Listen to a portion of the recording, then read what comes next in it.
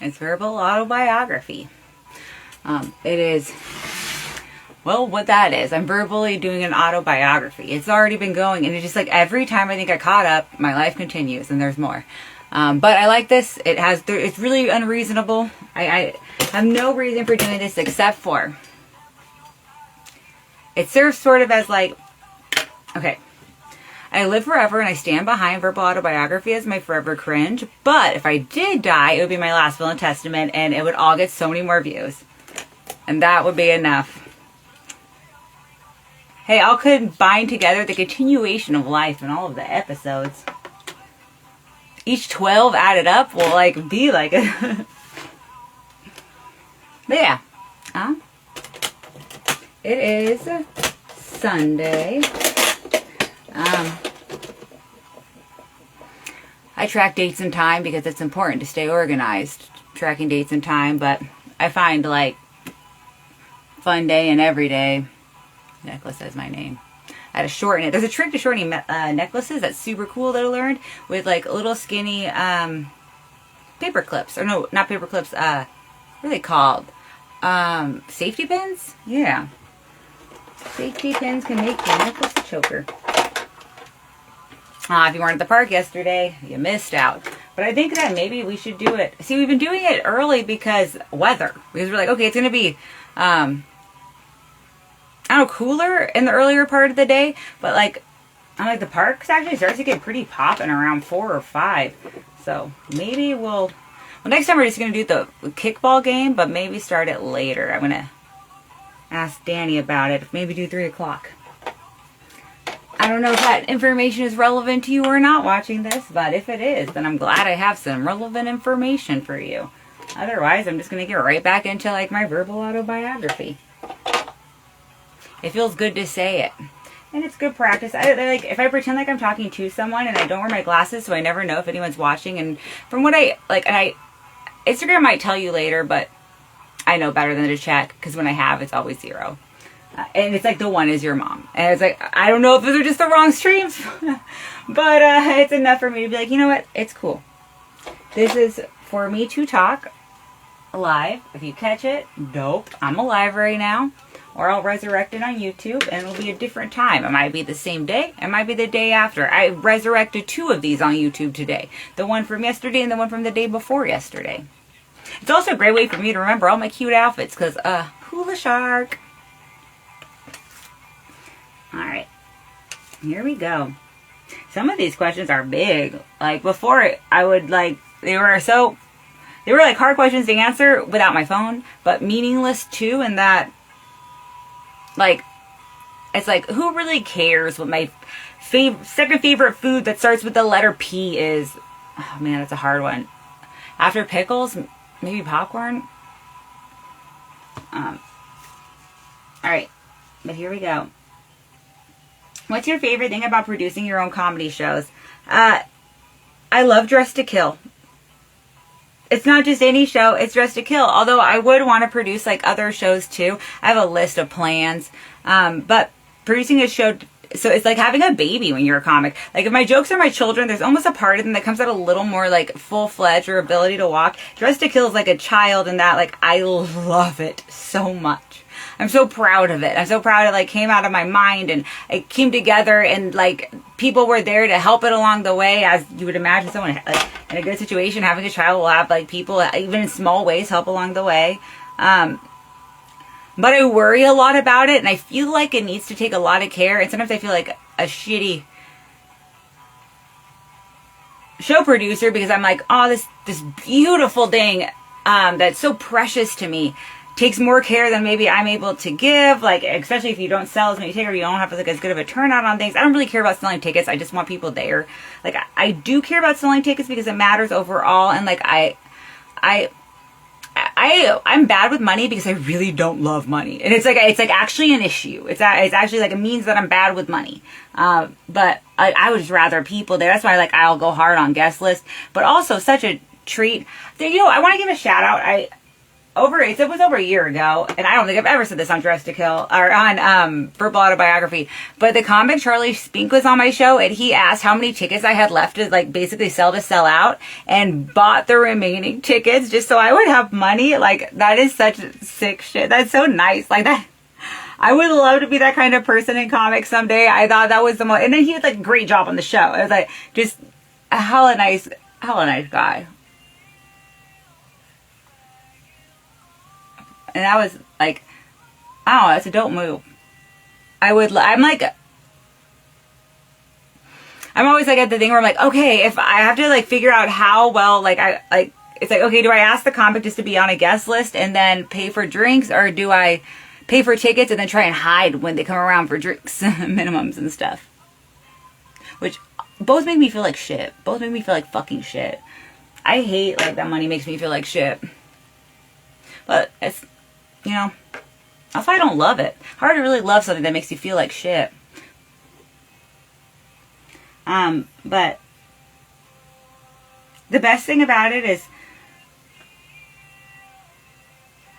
when people care about it, like when people come to it, like when you have friends or family that want to come and see the show, it's always just such an absolute delight to see people. When comics do stuff you haven't seen them see, like Marcel Weiland wear a mullet wig. I've never seen him with like that much hair, although every day I see him with more and more hair. Edmina doing the luchador thing, wearing a mask the entire time in the month of June, like just like Jackie Pearl wearing her wedding dress, just various things that people have done that, like, it's like they're taking it because I love Dress to Kill so much, so it's like when someone loves it, it's like someone loving, I guess, the closest I can imagine to, like, a child, I would have.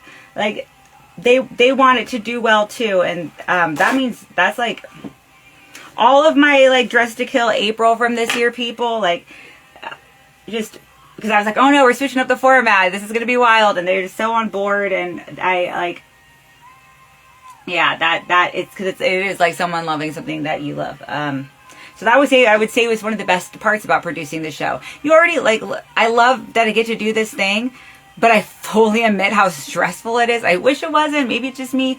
But any person that like reminds me to have fun or have joy with it, which I know it's on me, so I try to remind myself, but that feels great. And everything that, I don't, like, the place that I get to produce it at is just, like, the ultimate venue. I've got the Valley Room of fucking Sacramento, the capital of California, probably one of the most awesome places to have an up-and-coming show right now. And, you know, that's why it's like, I don't know. So I've never been offered the main room, but I've never asked for it because I don't want to ask for more stress. Yeah, I'm still kind of like, my last show was like for ticket sales. The show before was, but like, I've never done the best I've ever done. I've yet to do again. And poor Dress to Kill. All Dress to Kill wants to do as well. No bad intentions. All right, how do you handle the business side of comedy production? Well, as I just said, how I don't value money to the point where it's a problem with money. Well, that gives it away. Because I was actually talking with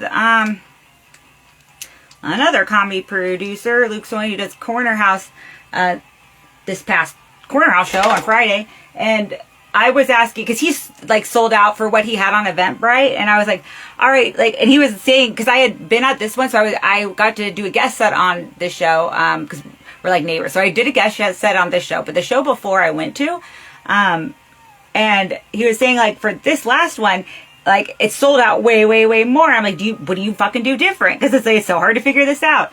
But he did kind of tell me that, like, he's put in, same as me, like, money and ads on Facebook and Instagram, and it hasn't, like, done as much.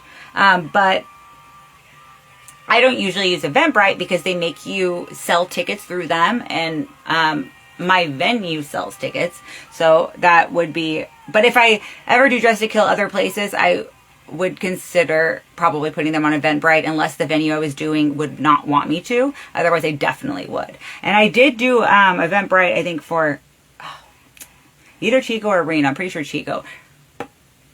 But also, it's like, not really, because it's like I want people to pay the venue. Because, again, I don't care about money. I try to kill myself like just a few years ago, not even that many. Like, I don't care about money. I'd rather just the venue have it so that I could be happy and continue to do Dress to Kill, and we could all be comfortable. I hate the slavery to money. I hate it.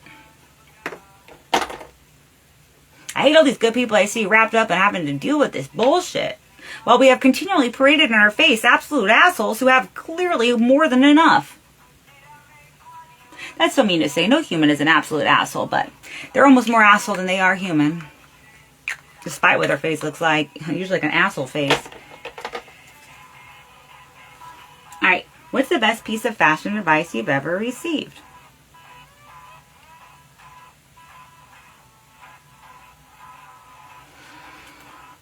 Whoa. I mean, there is like, okay, well, not so much fashion advice, and I am definitely like, well, like not maybe showing it today, but there is a certain thing where if like people treat you a certain way and it's like, ew, like I'm a lady, like I don't fucking deserve to be treated like that. It's like, well, remember what you're wearing. Maybe you were selling the wrong idea with it. And it's like, I didn't think that leather skirt was that short, but like they did. So there is kind of like a thing of, you know, if you are dressed a certain way and you're getting certain like attention, accept it. Like that's clear, you know, you obviously don't have to accept being hurt in any way. I'm not gonna ever be raped because my leather skirt was too short. But like if people are making derogatory or like highly sexual comments and you're wearing something that's like a little revealing, then you know, like people isn't evolved enough yet to not see around your personality on that. Or notice the colors that you put together in the short skirt and crop top. That's okay. That's okay. It's okay. It's not great, but it's okay. This is where we're at right now. How do you incorporate current events into your comedy routines?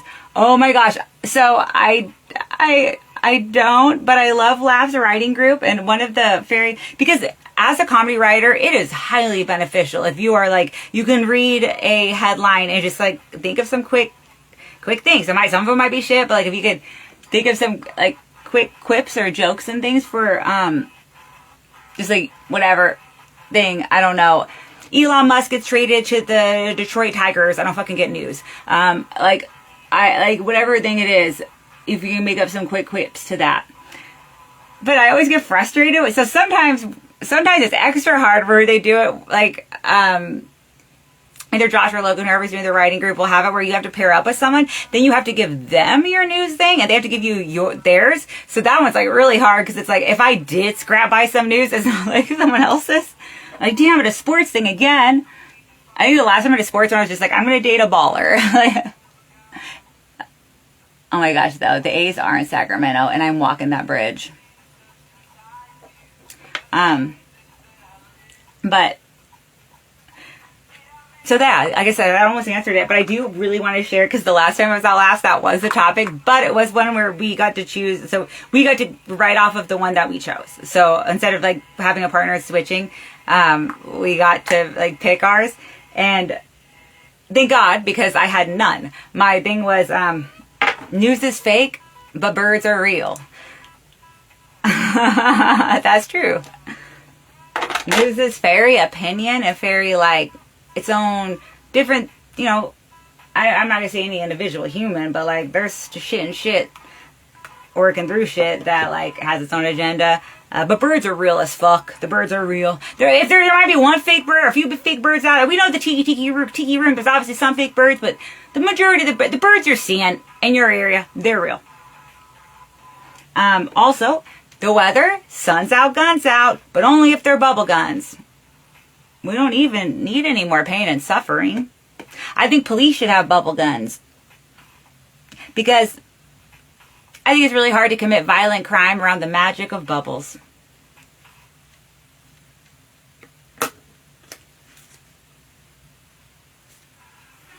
What's your favorite pop culture reference to include in your jokes? Kobe Bryant. RIP. My mom was like listening to Kobe Bryant stuff on the YouTube today. He's still relevant. RIP. I pray for his widow. All I have is hopes and prayers. I wish I had more to offer her, but like all I run on is hopes and prayers. Otherwise, I would definitely give what more I had.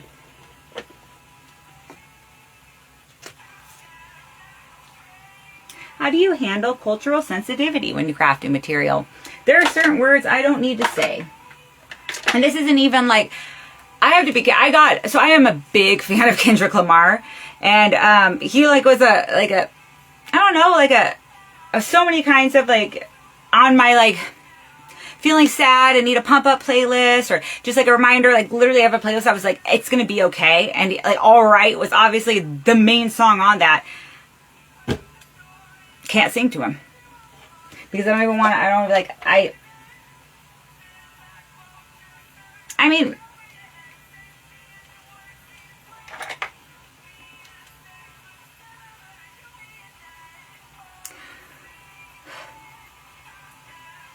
I would really like to get through life without like adding to the pain that, I mean, like I know existing is not easy. It's hard and it's very rarely comfortable, and I would rather not add to the pain that's already here.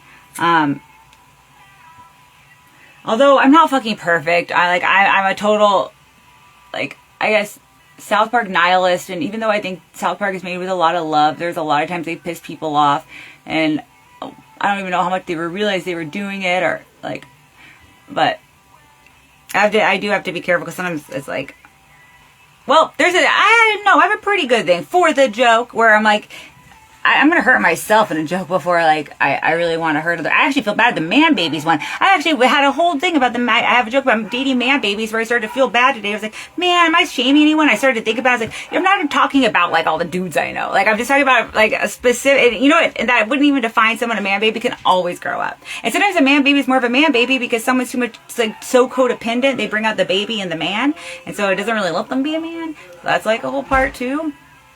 Yeah. I gotta do eyeshadow. I don't got to, but I want to. I might be back if I feel like it.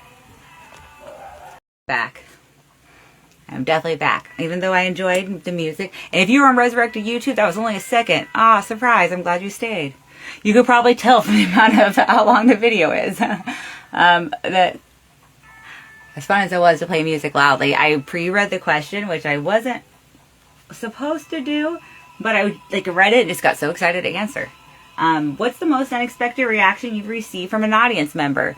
I'm going to talk about, like, being being a new comic every time. Open mics can be really fucking shitty.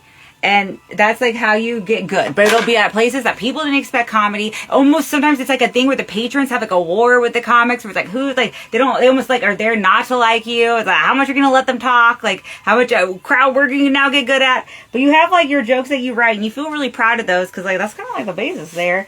It's, like, you're writing the jokes and stuff. Shit. Oh, hell, let me go on my shirt. Good thing I have water and stuff to fix this. But when I've seen, like, a comic for a few months and they're hitting it, like, pretty much every damn day. Like, if I'm going out on mics, I'm seeing this person also doing it. And they're doing it to, like, the same group of 12 to 30 people who have seen them do their jokes over and over. It's, like, such a blessing when right before they get too disheartened after, like, a season plus maybe another month, like 4 months or something, depending on the comic and what else they are doing. Like, after 4 months of just pretty much open mics with the same 12 to 30 people who've seen you do that same 5 that you've been working on, to see them then do that 5 in front of a real audience and then kill because they had jokes. It's like they like, we all giggle in the beginning, but we're also caught up in our own thing we were doing. Like, so that it's kind of almost sad because it's like they know what they've been practicing for, working on, and I've been there too. And it's like that first moment you get laughs for something, and it's like, oh my god, this was funny because I've been doing it for 4 months, and like my 12 to 30 friends maybe giggled the first time, but like not since. Those are ones. I locked eyes with someone laughing at my Dorothy Parker joke within this last week, and that meant a lot to me because talk about my first, like, 5, like, not my very first 5, but my first, like, when I started to get dirtier. My first 5 was actually very, very clean, but then my next 5 was a lot more, like, dirty wordplay, or I started to work it in along, but someone, like, laughed, and I was like, hell yeah, this joke does deserve laughs. So that's the cutest thing, is that like the unexpected reaction sometimes for comics, particularly new comics or comics working, or amateur comics working on new material, is seeing it get a laugh when they're like, oh shit, that does, yeah, I knew that. There was a reason I was doing this every fucking week for like, every 4 days every week for the last, I knew it was funny. You guys have just heard it too often. Alright. Can you share a joke that's specific to Sacramento? Oh my god, of course. I have 5+ minutes on just Sacramento. Not all of it is perfect. I guess one I'm using tonight is about Sacramento, like shit in Sac gets hot. And, oh gosh, I really like it. I kind of just figured out how I have 3 jokes that are in very separate places of my big future, like, future first special, that you could actually combine together, because it is good to think of flexibly, like all your jokes as a deck of cards that you could more or less sort of shuffle around. And then I give mine emojis, so like a deck of cards have their things, except for my deck of cards has way more than just 4 suits. It has a whole bunch of categories. But I figured out I could combine my like, so how am I going to combine it? My thing about living a tame life, and then which ends, it's a whole joke, it's a whole bit about how like I'm super safe driver and I don't get road rage, but it ends with that I park under like trees, I like shade, especially this time of the year, get that shade. But then I don't ever transition into how Sacramento's hot, and then the thing about like, even if you have a flat chest, it's still like, you're still, anyone's gonna fucking sweat, it's just gonna find different ways to dribble down you and stuff. That one, I go into it, and then I end, also, it's because that one's perfect, because that one kind of starts with like, did you leave shit in your car? Because Sacramento gets taller, manslaughter hot. Like, if you live in Sacramento, you always gotta check your seat. I was talking with a comic actually about this joke the other night about, and they were like, that's one of my worst fears. I'm like, dude, you have no kids. You would not forget you had a kid in your backseat. It would be such a new experience for you. You the whole time you'd be like, you would be strapped to the front. You'd be like the hangover thing. I can't forget that there's a baby. But then I'm going from there into, so doing the tame life. So this is 3 separate bits. Tame life is from a thing about 30s being, a 5 minutes I have on the 30s being boring, or not exciting, surprising, but not exciting. So that's a 5. And then I have like a 5 thing on, and none of all of these 5s work. I don't know. All I get is little bits of 5s and 2s and 3s and maybe a 7 and maybe a 10 and maybe 15 if I'm lucky to figure out what is funny for the special. But we're piecing it together. It's taking years, but we're piecing it together. Then we'll have to film it on my fucking house. That's what's going to happen. We're going to film it in my backyard. Honestly, though, I probably don't look hotter than the other lighting. If it wasn't, the place I would choose would be, it's hard. It would be a hard choice for my first special to film, because the first place to call me a comic, even when all I'd done is bomb on their stage, was Laughs Unlimited.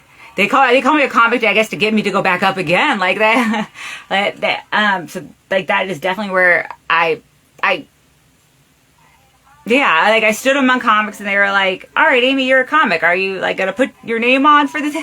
Or your name in the bucket? So that was cool. But then Punchline Sacramento has arguably the most beautiful comedy stage in the entire world. Argue with me on it. Show me your fucking stage. You have the moon? No. Yeah. I've had friends that went to Hawaii. Beautiful place, but I don't know if their stage is as beautiful as Sac Punchline. Punchline Sac. SF Punchline's such a fucking strong second. SF Punchlines is a little more detailed because Sacramento, I guess, has things like our focus of it is like the moon and the Capitol and the bridge. But for SF, they're kind of like all the little houses on the hills. It's very detailed. It's very damn.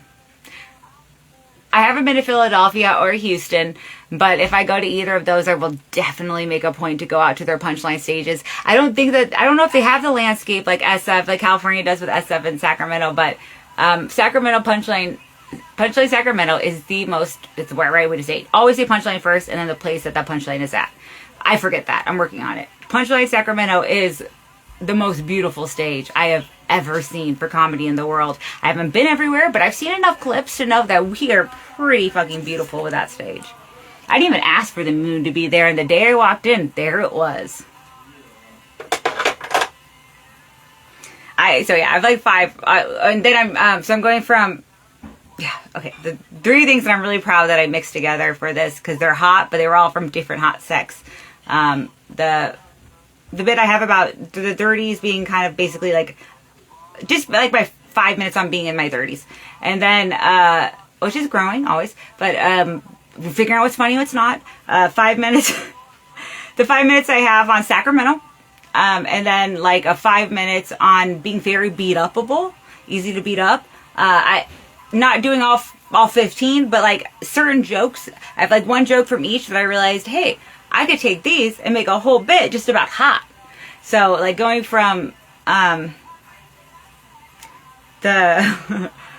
having a tame life and how that how this being a safe driver and parking under shade, how that all goes together, and then like the Sacramento being taller, manslaughter, hot, down to like sweating a whole bunch of stuff, down to like the nights are hard right now because they're hot, and I have reoccurring nightmares. I'm a big dreamer. If you follow Verbal Autobiography, I talk about it a lot. I'm a big dreamer, so much that I have to give my reoccurring dreams and nightmares names because I have them. I had one last night, but the thing is, I haven't had a lot of weed lately, so I'm like dreaming. My mom has sodas that help, but like, I still be dreaming. Not so bad though. I didn't have my like the hot night fight dream last night, which is where someone tries to break through my window and start a fight with me. Or basically they attack me, but I fight back, so it becomes a fight. Because I lose. And that's why it's like, what could I win this on? Come out and see that the jokes are hilarious. But, yeah, so that was that. Actually, I just have a whole bunch of stuff on Sacramento that I have to be careful with because like, Chico, where I've ever had 30 was Chico. Sacramento's never given me 30 minutes. Chico gave me 30 minutes. Like, so, like, if I'm going to go somewhere where I like, and I think that all together the Bay is giving me longer sets even. Like, where I can add, I have, like, a whole chunk about Sacramento, but it's like, ow, I'm not going to do that for a place that is, like, letting me do I'm probably, it's not going to be funny, although I am realizing that everywhere it has road work that never ends or gets done. These roads, the roads are going to be paved with gold and milk and honey, I'm sure, by the time they're fucking done working on them. Because my entire life, they'd be working on these roads. Well, at least our children will be able to ride roads that I imagine will be, like, you can't even get in an accident. Like, we'll be like, hell yeah, you could probably learn to drive at 7 now. These roads have been worked on so long, they must be the most goddamn safe roads ever. But it's not even in Sacramento. Like, not even just in California. I mean, duh, in Sacramento, but, like, I've had people, gotten to go other places in Sacramento and definitely seen, or got to go other places in California and definitely seen, but heard from other states that they also have road work. To the point where it never ends or gets done. It takes up a large amount of space. It's like we're all crackheads with our projects. I have a joke about that. Like, because like, methy people always have big projects that never end or get done, but take up large amounts of space. They're like, no, I'm working on my truck. It's like all taken apart for just 8 months until you get kicked out of a spot. Like, it never, what's going on, Sacramento? This is why I don't believe in taxes. I'm giving taxes to meth heads. Taxes should probably actually go to meth heads. I think I one time saw someone put a lawnmower back together. Alright, how do you stay connected with your fans outside of your shows? Well, that's a trigger fucking question because I have an incredibly, I pray in the morning. First of all, I pray to God that I'm okay, that I woke up, because I do pray that if I die before I wake, I pray the Lord my soul to take every night, and the Lord just spits me back on the earth. And it's fine. Sometimes I had nightmares, sometimes I slept well, depends, it's fine. It's fine. But my first prayers are like, here I am. May I be blessed today, but may it be like threefold plus more of a blessing than I am blessed. And if I'm probably just really falling short of that, but I'm praying. Hey, that's all. Hopes and prayers are all I got to offer anyone, because that's all I'm running on.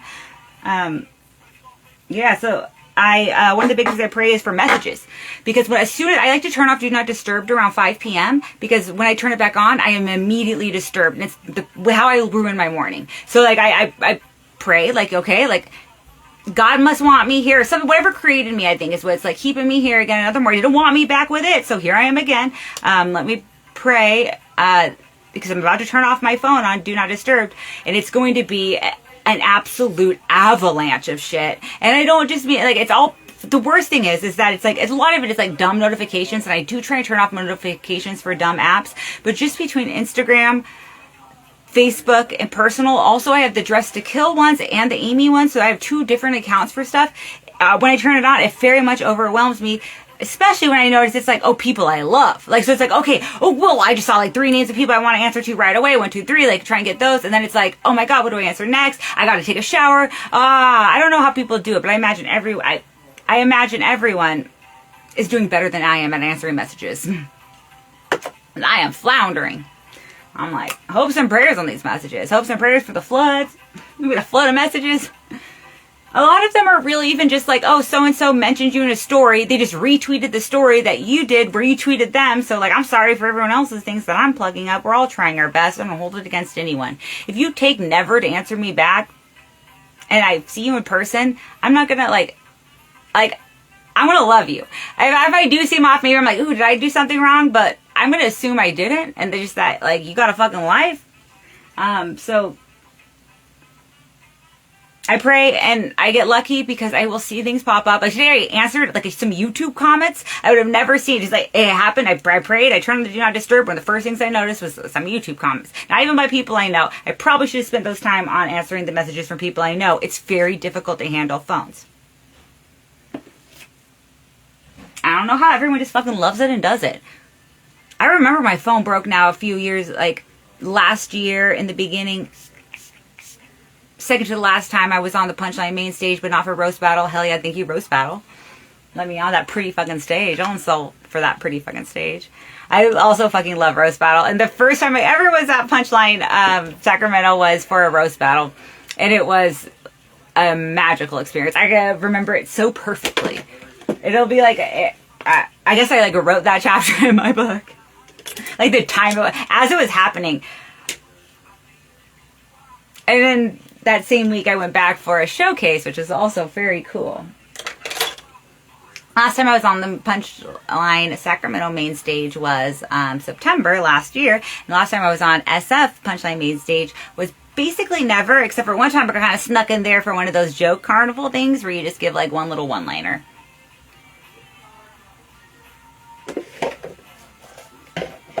I'm done.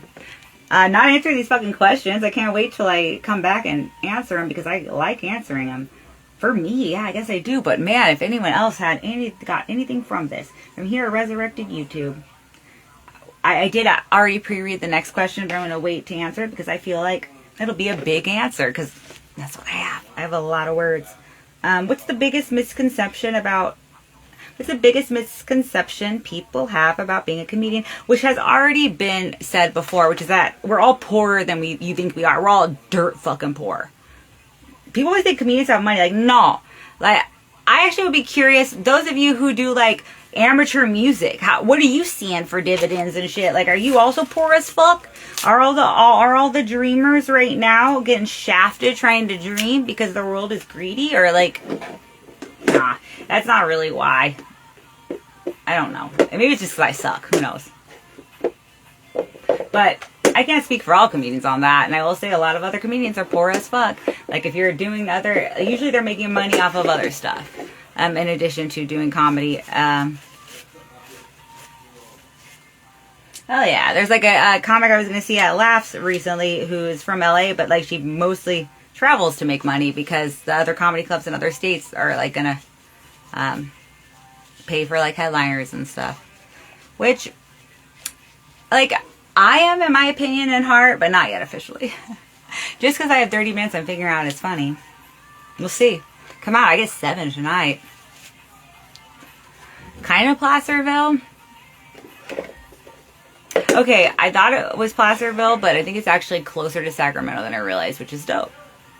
Because being poor as shit, gas. Oh, speaking of, I should probably eat before I go. But yeah. Actually, I answered that one. So, surprise question next time to me and to anyone.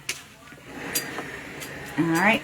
Thank you for existing. Especially if you're someone that loves. Whether you love other people, you love things like that delight your senses, or you love yourself. Like, nope. That's good. It's not easy to exist. Very rarely comfortable. Create something in love. Spread some love. I don't know. I'm going to try my best. Can't judge anyone else. I'm just offering words of encouragement. Hang in there, but not literally.